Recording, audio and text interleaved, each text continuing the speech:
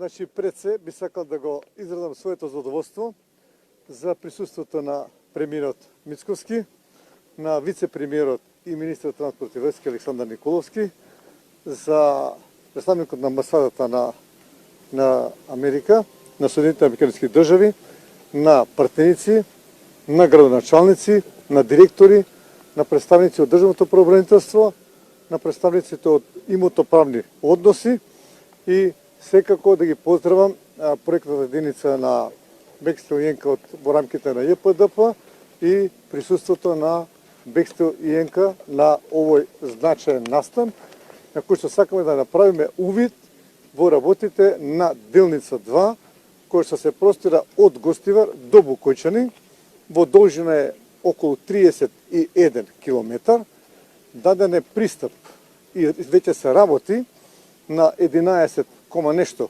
километри. Гледате кои се активности тука кои се работат. Присутни се некаде околу 600 вработени на оваа делница и повеќе од 500 градежни машини работат во моментов на оваа делница.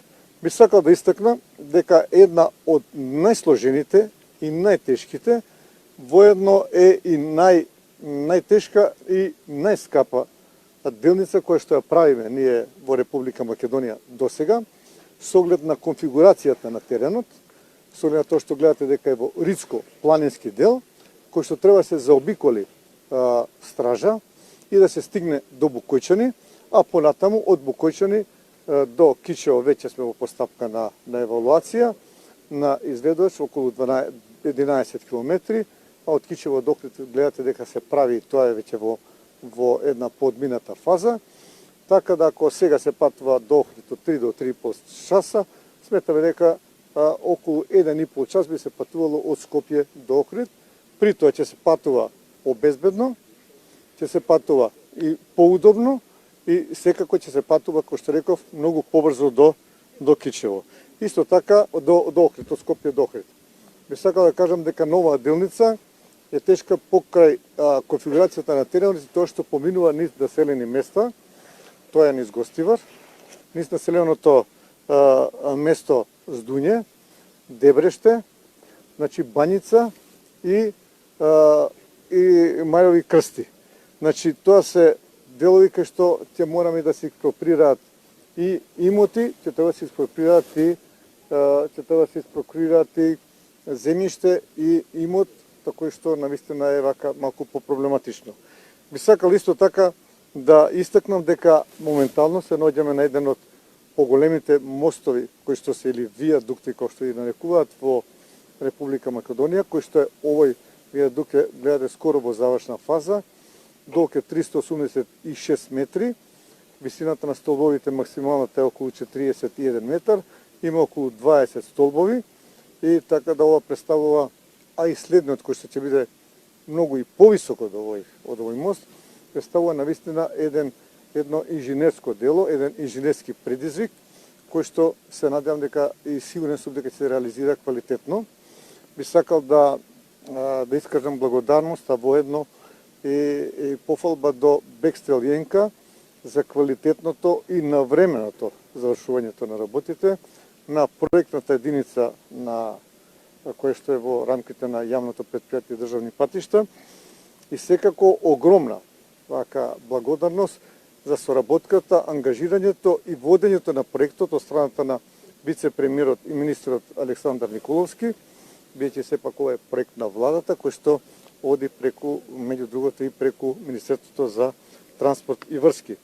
Исто така би сакал да кажам дека има и големи дислокации на овие делници, дислокација на електрични кабли, дислокација на телекомуникацијски кабли и исто така дислокација имате на водоводни и иригациони системи. Сето ова се решава во значи гледаме како јавно претпријатие да им дадеме простор на Бекстил и Енка да не бидат никогаш во застој, тоа да експроприраме и дислоцираме она што е во надлежност на државата. Благодарност до сите луѓе кои што ги спомнав тука, пред се како што кажав до вице-премиерот, а исто така огромна благодарност до господинот Кристијан Мицковски, премиерот на Република Македонија, за неговото ангажирање и секојдневно интересирање за напредокот на овој проект и секако во решавањето на проблемите и дилемите со кои што се соочуваме при реализацијата на овој проект. Благодарам многу. Имате ли податок за колку земјиште и колку имат становите? Видите, имаме ние некаде околу 80% сме готови со експроприацијата. Така да одиме како се реков напред пред Брексит денка да не бидат во застој. Експроприацијата е еден од посложените проблеми при реализацијата на инфраструктурни проекти, а особено ако се наоѓаме во населени места. Значи, тоа има рок, ќе се заврши време? Молам? Дали има рок ќе се заврши време? Да, се надевам дека ќе се задржи во време. Во рокот кој се предвиди.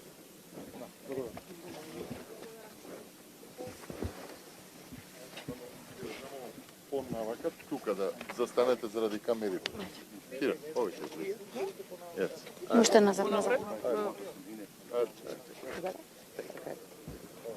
Great.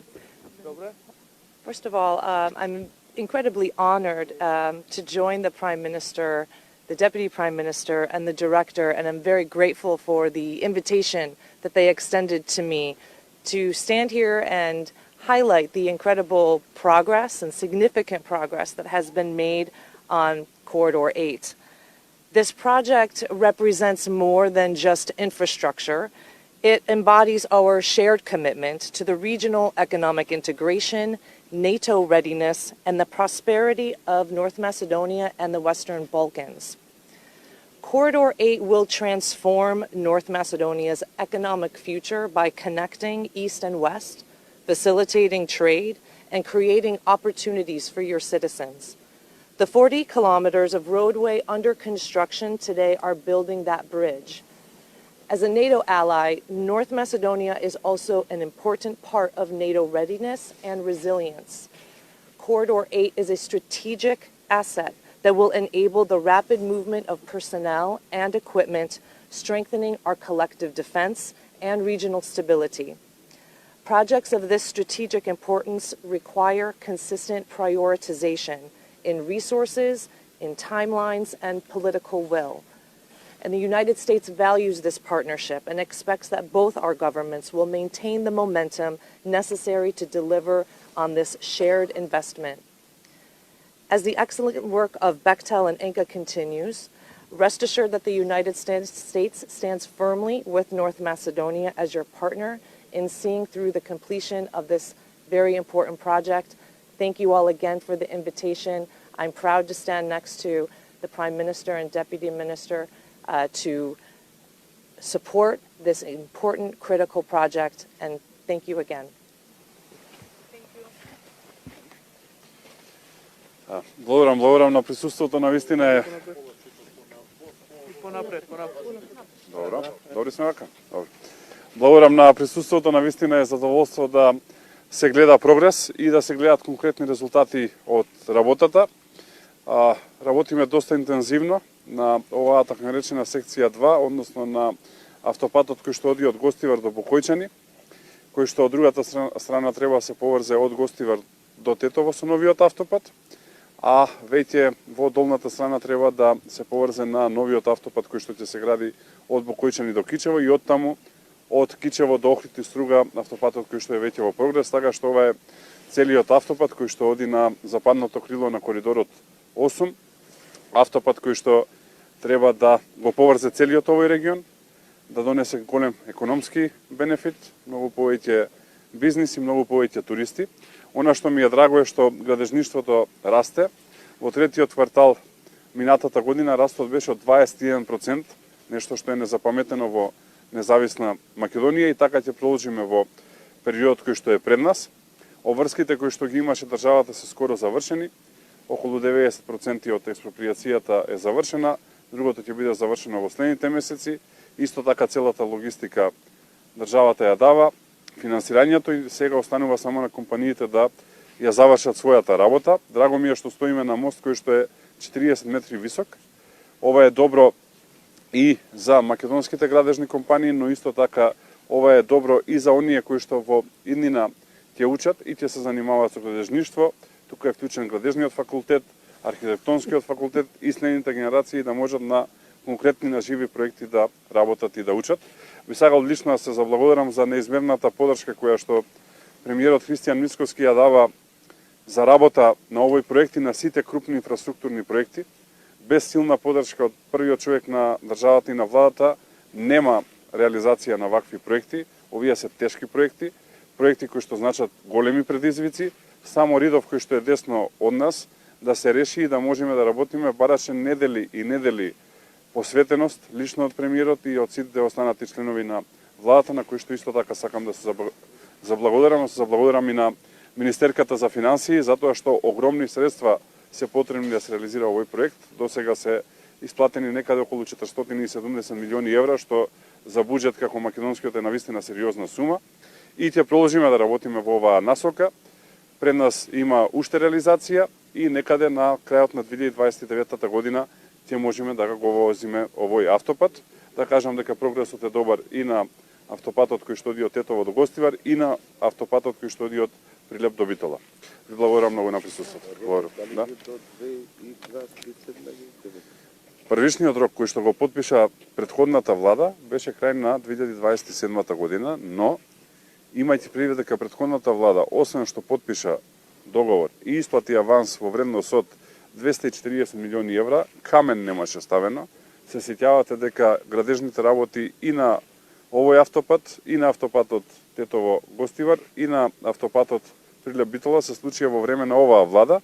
Логично е тие 2 години кои што беа изгубени со претходната влада, рамно 2 години беа изгубени, да се надоместа, затоа што изведувачот не беше во можност да работи и затоа рокот е декември 2029 година и нема да има отстапки од тој рок. Благодарам.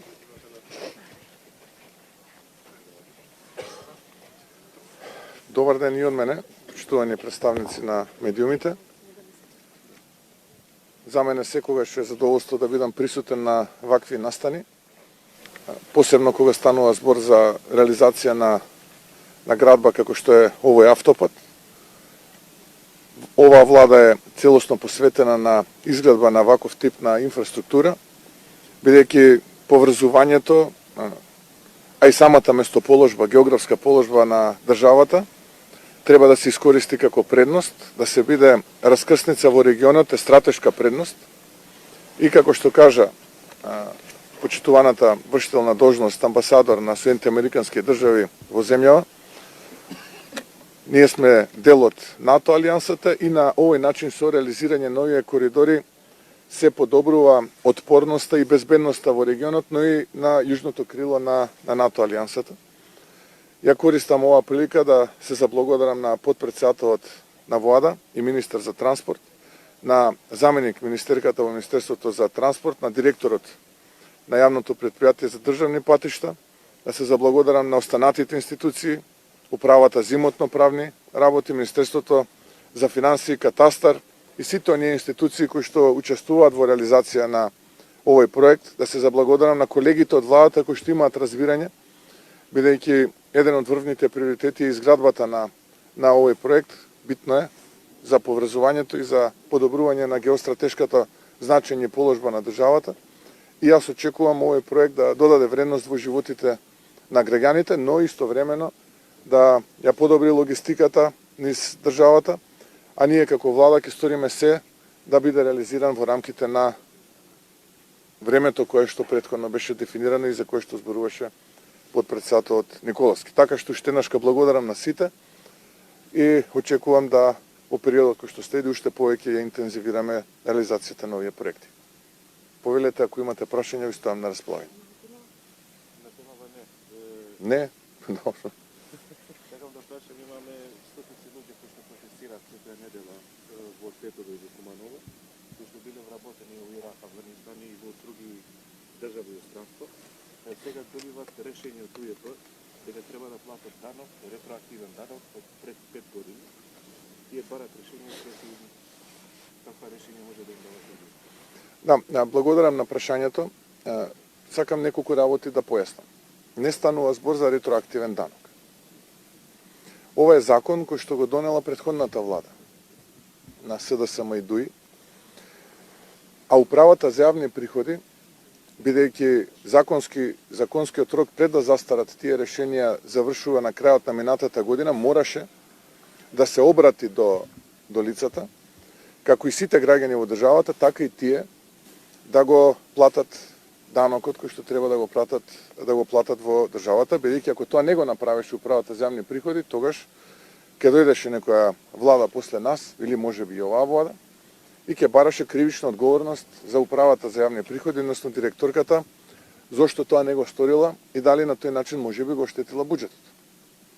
Така што управата за јавни приходи само поднесе известувања до лицата дека треба во одреден рок да си ја подмират таа обврска. Имавме состанок кај мене во кабинетот, разговаравме со лица кои што биле на различни делови во светот и во локациите кои што вие ги споменавте, и во Африка и така натаму, и донесовме заклучок да тие докажат дека платиле данок фирмите кои што нив ги ангажирале во земјите или во земјата каде што биле ангажирани, и на тој начин управата за јавни приходи нема да го наплаќа тој данок.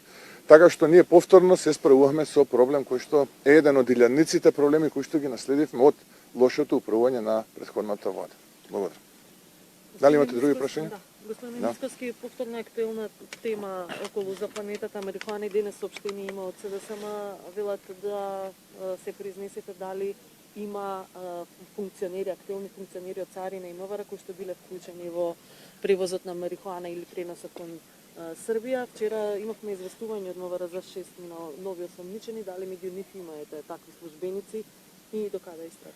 Па во интерес на истрагата јас не би одел чекор понапред, може би Министерството може да сподели некој детал, тоа што имав да го кажам поврзано со овој случај го кажав. Има функционери, но од претходната влада има фирма која што е собственик на поранешен председател на СДСМ во Ново село, односно негов син, и така натаму, еве да не идеме повеќе во детали. Може би Министерството за внатрешни работи може повеќе да сподели. Јас се разбира дека имам одредени информации, но во интерес на истрагата во овој момент би се задржал на ова што можам да го кажам. Го стиснавте изборот зајавен обвинител на тројца кандидати, дали во меѓувреме уште повеќе намален, бидејќи веќе се зборува дека има конкретно име кој е фаворит во владата? Се уште не сме разгледувале оваа состојба, немаме одлука. Кога ќе имаме одлука, јавноста ќе биде запознаена. Премиере, гледаме дека, барем по тоа што представувате, владата е фокусирана на економијата и економскиот раст на државава. Дали Македонија има стратегија за привлекување на странски инвеститори? Како процедурата, како тече за тоа, дали имаме прогрес во тој план? Да, благодарам на прашањето. Тука позади мене и директорот на технолошко-индустријските развојни зони, Гоце Димовски, во моментов, во завршна фаза на реализација, во почетна фаза на реализација или во фаза на потпишување договори за државна помош и слично се отприлика 17 проекти во вкупна вредност од над 650 милиони евра, кои што треба да обезбедат отприлика помеѓу 4500 и 5000 нови директни работни места, и очекувам оваа година најголемиот дел од овие проекти да бидат отпочнати со производство, што исто така ќе додаде вредност во вкупниот бруто домашен производ на држава, а колку е тој поголем, толку повеќе ние ќе имаме пари за реализирање на ваков тип на капитални инвестиции. Така што во овој момент работиме на овие 17 проекти само преку технолошко-индустријски, преку ТИРС практично. А има и проекти кои што ги работиме, кои што се надвор од ТИРС, како што е да речеме инвестицијата на Алказар во Источна Македонија, која што е во фаза на одобрение за градба. Тука е подпредседателот на влада и министер за транспорт. Очекувам да некаде на пролет и на терен започне реализирањето на оваа инвестиција, која што е во вредност од половина милиарда долари. Исто така работиме на неколку од ваков тип на енергетски проекти, кои што се повторно наследени од претходната влада, кои што биле до никаде, како што беше и овој проект до никаде. И еден од тие е и оној ветерен парк кој што е во северниот дел, североисточниот дел на државата, кој што е отприлика со иста инсталирана моќност како и овој проект на Алказар, но и со иста отприлика инвестициска активност од половина милиарда долари. премиера, во оваа насока, како сте задоволни од поддршката која што добиваат земјоделците од владата и развојот на земјоделството? Да, благодарам на прашањето. Наистина импресивни се резултатите во земјоделието во четвртиот квартал. Повеќе од двојно е поголем извозот во земјоделието отколку увозот на земјоделски производи. Значи, нек само од четвртиот квартал имаме околу 12,5 милиарди денари, што е наистина импресивна бројка. Споредено со целата година имаме преку 450 милиони евра извоз на земјоделски производи, наспроти нешто отприлика околу 200 милиони увоз. Земјоделието повторно станува еден одличен драйвер на македонската економија и ние продолжуваме и понатаму да ги стимулираме вистинските земјоделци. За жал, има препознаено наша страна земјоделци кои што се декларираат, а во суштина не се земјоделци, туку ги злоупотребуваат и субвенциите и политиките. Ние како влада ги препознавме вистинските земјоделци и во новата програма ќе ја добиваат поддршката вистинските земјоделци.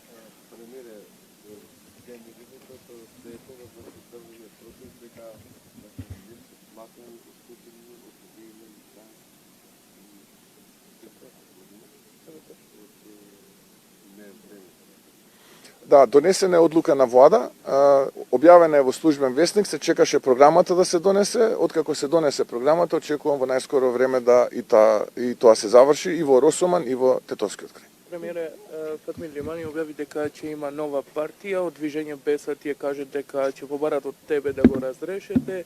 Ако Фатмир Лимани, например, ќе има нова партија, дали ќе биде дел од владата? Не сум информиран за ова што вие сега го кажувате. Што се однесува до владата, владата функционира одлично, составена е од три, би рекол, коалицијски субјекти. Тоа е коалицијата предводена од ВМРО ДПМН, коалицијата Вреди и политичката партија Знам. Ајде да почнеме политика, што јас запрашам повторно за ЕУ сценаријата. Зборувавте за еден вид на асоцијативно или постепено зачленување во Европската унија, колку тоа ќе значи гаранција дека и на ваков влез или на ваков начин на зачленување Бугарија нема да стави вето и дали Македонија има решено дали за нејзе прифатли ваквиот начин на зачленување во унија? Не може Бугарија да стави, благодарам на прашањето, не може Бугарија да стави вето, бидејќи тогаш и формално ние ќе бидеме членка на Европската унија и ќе бидеме на масата. И знамето на државата ќе се вее во Брисел, доколку ова нормално се случи и се операционализира. Два услови ќе бидат важни, а тоа се пред да се случи тоа, предпоставувам за нас ќе важи и третиот услов, оној кој што го прифати претходната влада за измена на уставот. Но оние два услови кои што се важни и кои што веќе се споменуваат во кулуарите во Брисел се заедничка надворешна и одбранбена политика и владење на право, односно реформите кои што треба да се спроведат во делот на владењето на правото. Сега постојат две идеи. Добро е што ние сме и во двете идеи. Првата идеја е да откако ќе се постигне мировен договор во Украина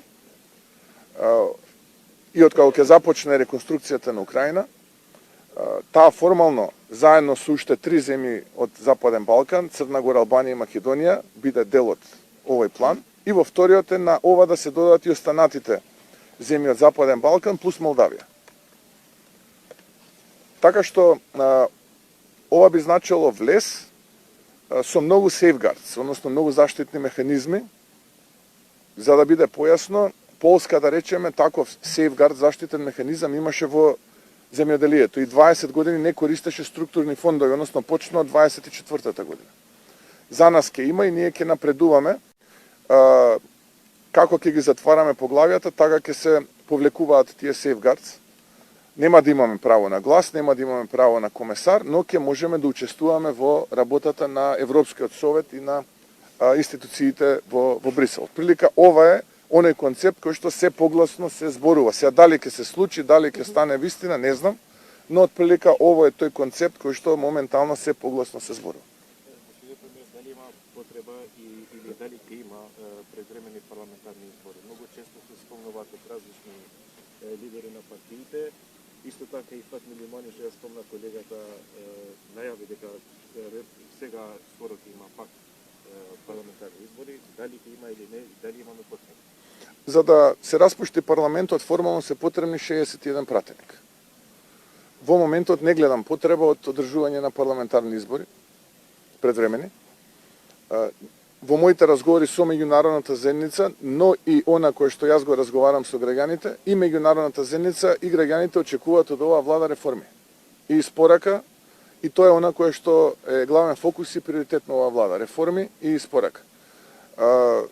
Се разбира дека ВМРО-ДПМН како најголема политичка партија во државата мора да се однесува одговорно кон граѓаните, иако можеби после локалните избори и оној би рекол апсолутен триумф политички гледано нас не одговара да имаме предвремени парламентарни избори, но и покрај сето тоа нашиот приоритет и фокус е испорака и реформи за подобар живот и подобар стандард на граѓаните.